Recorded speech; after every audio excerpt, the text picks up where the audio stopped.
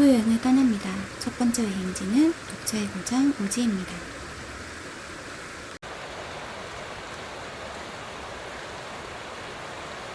오지에서 가장 먼저 찾은 곳은 오지밭이에요.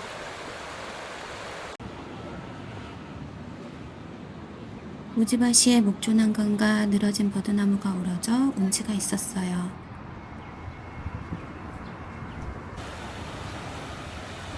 다리 위에서 바라본 우지강과 마을의 풍경은 산을 배경으로 아름다웠어요. 생각보다 물살이 빨라 역동적인 느낌이었고 물이 맑고 깨끗했어요.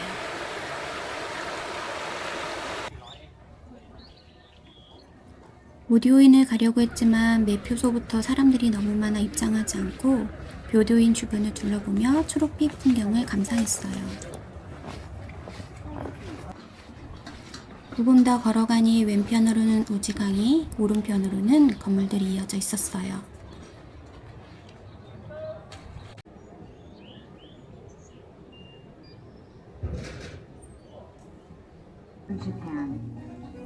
관광 안내소 내부에서 다시 체험을 접수하고 있었어요.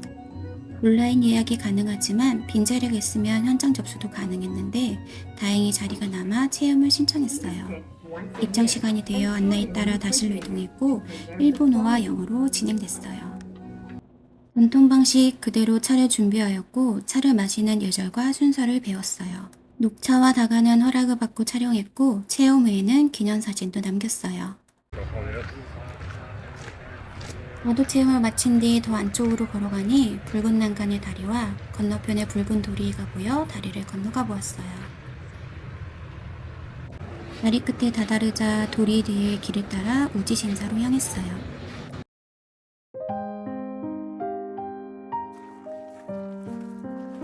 우지신사는 입장료 없이 자유롭게 둘러볼 수 있었고 신사 건물 주변에는 초록빛 나무들이 많아 자연과 조화를 이루는 곳이었어요. 신사에서 나와 더 안쪽으로 걸어가서 붉은 도리를 지나면 초록빛 풍경이 펼쳐져 산책하기 좋았어요.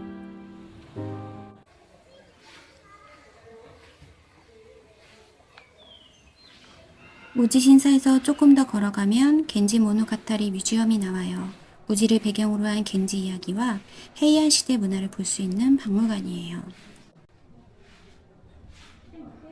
흙놀이 너머로 흐르는 물과 초록빛 정원이 어우러져 미술관에 온 것 같았어요.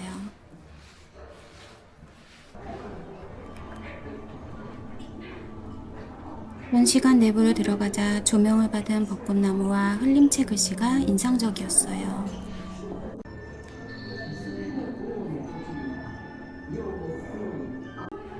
전시 규모는 크지 않았지만 겐지 이야기와 당시 귀족들의 생활과 문화를 조금이나마 이해할 수 있었어요.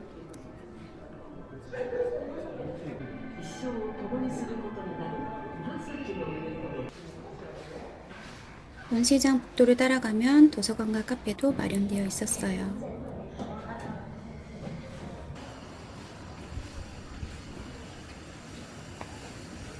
우지 관광 후 늦은 점심을 먹으러 생선구이 전문점 이로리 베니야를 방문했어요.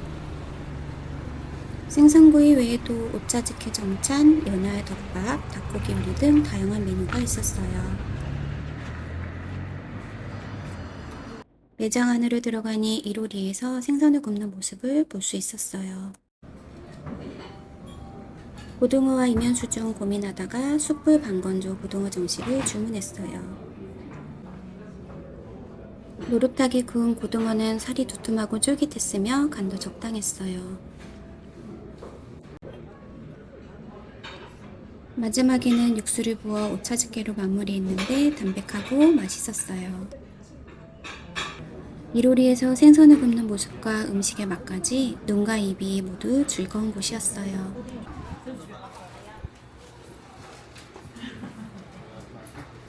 광고가 올라간 녹차 아이스크림을 먹으며 우지 여행을 마무리했어요. 숙소는 게스트하우스였는데 버스 정류장과 지하철역이 가까웠고 감호관과 철학의 길도 걸어서 이동할 수 있었어요. 특히 매일 아침 사장님이 직접 준비해 주시는 조식이 정말 훌륭했어요. 저녁에는 숙소 근처를 가볍게 산책했어요. 가는 길에는 초록빛 나무와 강이 어우러져 풍경이 아름다웠어요. 가까이 다가갈수록 해양 신궁의 거대한 도리가 더욱 웅장하게 느껴졌어요. 바로 옆 교세라 미술관은 조명이 켜지자 건물이 더욱 돋보였어요.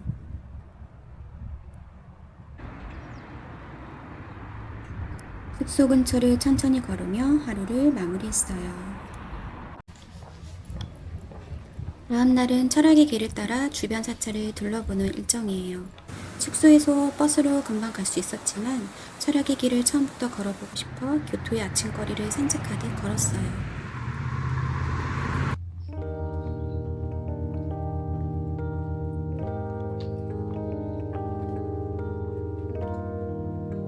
철학의 길을 처음 본 순간 길게 이어진 수로와 초록빛 나무가 어우러진 풍경이 정말 아름다웠어요.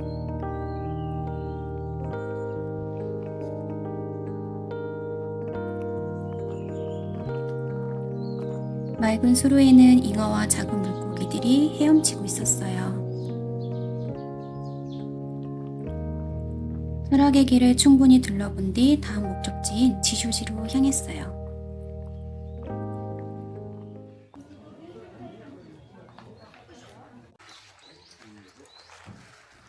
지쇼지 안으로 들어서자 모래정원과 사찰, 자연이 어우러진 풍경이 아름다웠어요. 천천히 자세히 살펴보니 각각의 아름다움이 더욱 돋보였어요.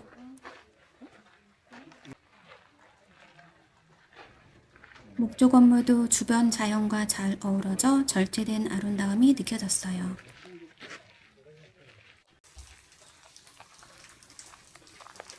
관람동선을 따라 더 안으로 가다 보면 초록빛 이끼와 작은 폭포가 어우러져 신비롭고 운치 있는 분위기가 느껴졌어요.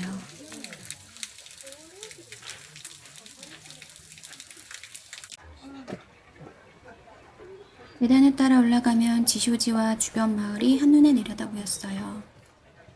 전통 건물과 파란 하늘, 초록빛 풍경이 어우러져 시원한 풍경을 감상할 수 있었어요.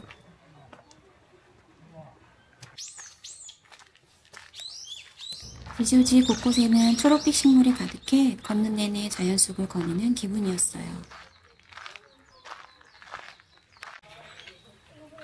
월남동선 마지막에서 바라본 지쇼지는 처음과는 또 다른 매력이 느껴졌어요.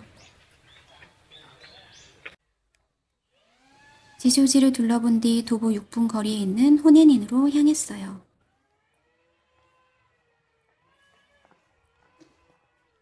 경내로 들어서자 이끼로 뒤덮인 초가지붕 산문이 가장 먼저 눈에 들어왔어요. 계단을 따라 올라가니 문 너머로 펼쳐진 풍경이 마치 액자 속 그림 같았어요.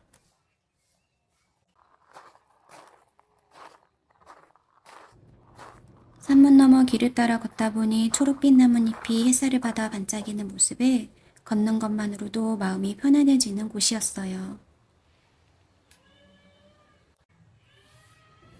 다시 돌아와 경내를 둘러보니 자연과 어우러진 차분한 분위기가 매력적이었어요.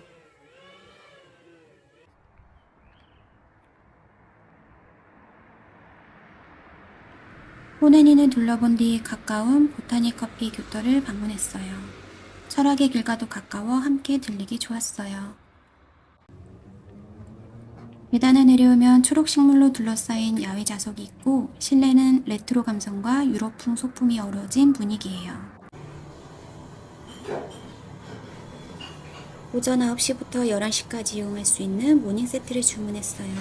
버터 토스트, 딸기잼 요거트, 샐러드, 삶은 달걀로 구성되어 있었고 두툼한 토스트는 겉은 바삭하고 버터 풍미가 좋아 아침 식사로 잘 어울렸어요.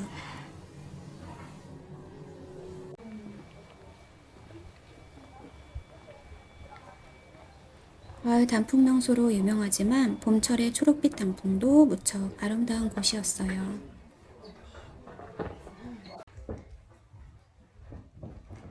내부로 들어가자 연못과 초록빛 정원이 시선을 사로잡았어요. 마루에 앉아 연못을 바라보며 풍경을 감상하기 좋아 한참 동안 머물렀어요. 국제마루가 길게 이어진 길을 걷는 풍경이 이 사찰만의 특별한 매력이었어요. 목재지붕과 문은 정교한 장식과 구조가 돋보여 전통 목조 건축의 아름다움을 느낄 수 있었어요.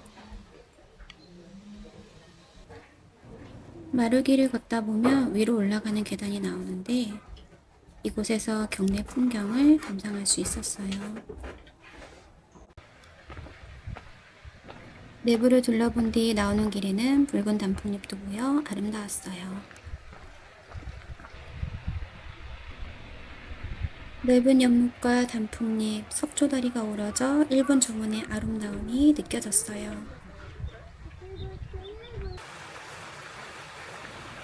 마지막으로 물길과 이끼 정원을 둘러보며 젤린지의 아름다움을 마음에 담았어요.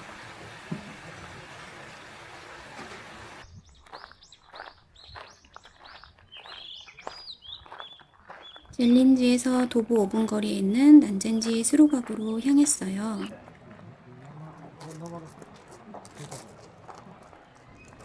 난젠지 수로각을 마주하니 그 규모와 아름다움에 감탄이 나왔어요. 마치 한쪽은 많은 사람들이 사진을 남기는 인기 포토스팟이었어요.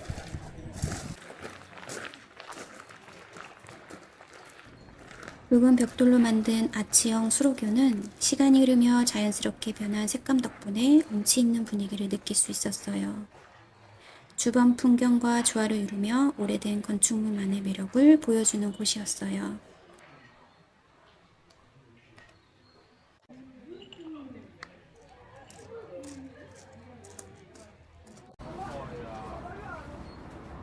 사찰 관람을 마친 뒤 교토의 향토 음식인 니신소바를 먹으러 왔어요. 식사와 오미야게를 함께 판매하고 있어요. 국물과 청어는 짠맛보다 은은한 단맛이 느껴졌어요. 비주얼과 맛은 낯설었지만 교토에 오면 한 번쯤 경험해 볼 만한 음식이었어요.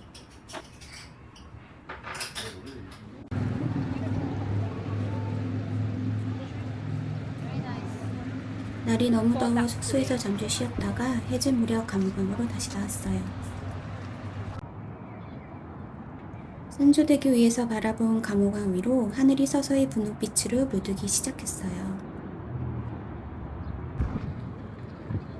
다리미 산책로가 넓게 잘 조성되어 있어 강 풍경을 바라보며 천천히 걸어갔어요. 어무강에서도 외가리를 만났는데 사람을 크게 경계하지 않아 가까이에서 볼 수 있어 신기했어요. 강 건너편 건물들의 불빛이 잘 보이는 곳에 자리를 잡았어요. 암호강의 물소리를 들으며 시원한 맥주를 즐기기 좋았어요.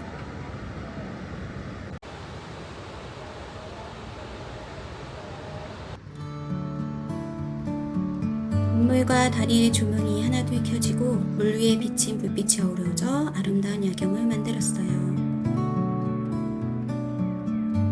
어무강의 아름다운 야경을 마지막으로 교토 여행을 마무리했습니다.